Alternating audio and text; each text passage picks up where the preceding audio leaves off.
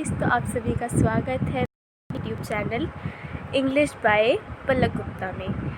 आज हम सीखने वाले हैं कुछ वर्ड्स विद उनके सिनोनिम्स और उनको हिंदी में क्या कहते हैं। जैसे कि आप सभी की स्क्रीन्स पर अभी कुछ वर्ड्स शो हो रहे हैं जिनके हिंदी में मीनिंग भी है और उनके सिनोनिम्स भी। सबसे पहले हमें अगर इंग्लिश पढ़नी है तो पहले हमें ये जानना होगा कि जो हम बोल रहे हैं वो क्या सही है और क्या सही नहीं है। अच्छा, और सबसे पहले हम जो आपकी स्क्रीन्स पर दिख रही है ये तस्वीर, इसमें हमें जानना होगा कि सिनोनिम होता क्या है, इंग्लिश में सिनोनिम किसे कहते हैं। तो बच्चों, सिनोनिम वो होता है जैसे हिंदी में पर्यायवाची शब्द होते हैं उसे इंग्लिश में सिनोनिम कहते हैं। चलिए आगे बढ़ते हैं। अब यहाँ पर हमारे पास जो फर्स्ट वर्ड है वो है एंगर, जिसका मतलब होता है गुस्सा।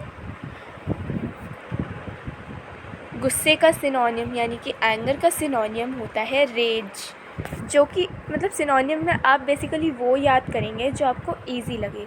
जैसे एंगर में हमें रेज इजी लगेगा।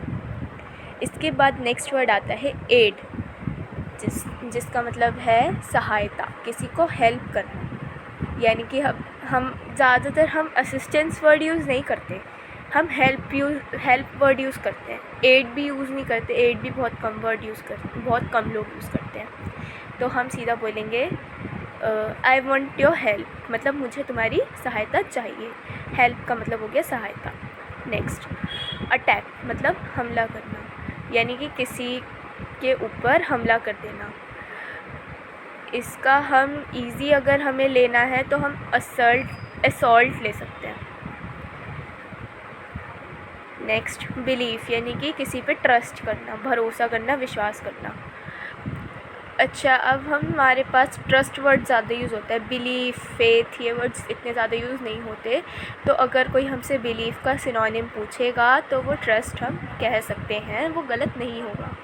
नेक्स्ट है ब्रेव, जिसका मतलब होता है बहादुर, यानी कि जो किसी से नहीं डरता। फियरलेस, ब्रेव अ फियरलेस वर्ड आप सब ने सुन रखा होगा। वेलिएंट वर्ड बहुत कम लोग ऐसे होंगे जिन्होंने वेलिएंट वर्ड सुना होगा। तो हम ब्रेव का अगर हमें लिखना है सिनोनिम तो हम फियरलेस लिख सकते हैं। नेक्स्ट इज़ क्लेवर, क्लेवर मतलब चालाक, यानी कि कनिंग, वाइज, इंटेलिजेंट या श्रूड। तो क्लेवर हम सबको पता है चालाक, और इंटेलिजेंट मतलब दिमाग जिसके पास होता है, जो बहुत चालाक होता है। तो हम क्लेवर वर्ड का यूज़, इंटेलिजेंट वर्ड का यूज़ क्लेवर शब्द के सिनोनिम के तौर पर कर सकते हैं। नेक्स्ट है हमारे पास वर्ड क्लीन, विच मीन्स स्वच्छ, यानी कि साफ़, नीट एंड टाइडी। टीचर देती है ना, काम साफ़ सुथरा करे, do your work neat and tidy, तो वो चीज़ है। अच्छा, अब क्लीन का हम नीट लिख सकते हैं। नीट और टाइडी ये तो बहुत आसानी से, ये दोनों सिनोनिम भी बहुत इजी हैं, जो आपको आसान लगे वो कर सकते हैं। क्योंकि इसमें हमारे पास एक एग्जांपल के तौर पे रहेगा कि हाँ, टीचर लिखती है कि अपनी कॉपी में काम साफ़ सुथरा करो, do your work neat and tidy. Next है चीयरफुल, मतलब खुश। हैप्पी और ज़ीलफुल, मतलब बहुत जब खुश होते हैं तो ये चीयरफुल वर्ड यूज़ होता है। आप इसका सिनोनिम हैप्पी लिख सकते हैं। हैप्पी एक बहुत इजी वर्ड है। कंसील मतलब छुपाना। हाइड, ये वर्ड तो सबने सुन रखा होगा, हाइड एंड सीक बचपन में सभी ने खेला है। तो कंसील का आप सिनोनिम लिख सकते हैं हाइड। कन्फ्लिक्ट मतलब लड़ाई, यानी कि फ़ाइट, ठीक है। कन्फ्लिक्ट का आप क्लैश चाहे तो क्लैश भी लिख सकते हैं, और फाइट चाहे तो फाइट भी लिख सकते हैं। नेक्स्ट है कंटेन, मतलब रखना, और कंप्राइज और होल्ड। होल्ड मतलब वैसे बेसिकली पकड़ना होता है, to hold this hand, hold my hand. Hold means वैसे पकड़ना होता है, बट स्टिल यहाँ पर कंटेन में लिखा है होल्ड। हाँ, वैसे होगा, क्योंकि कंटेन मतलब होता है रखना और होल्ड मतलब होता है पकड़ के रखना। सो गलत नहीं होगा, कंटेन का मतलब हम होल्ड लिख सकते हैं।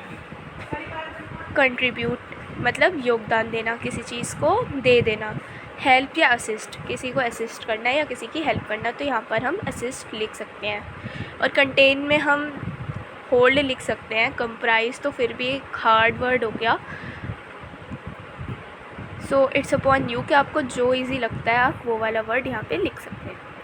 Next is courage which means साहस, यानी कि ब्रेवरी। अब आप इसमें आपने वेलर वर्ड बहुत कम सुना होगा, ब्रेवरी वर्ड सुना होगा ज़्यादा, ऑलमोस्ट ब्रेवरी। तो हम करेज का सिनोनिम ईजीली ब्रेवरी ले सकते हैं। डेड मतलब मरा हुआ, लाइफलेस ऑब्सोलेट,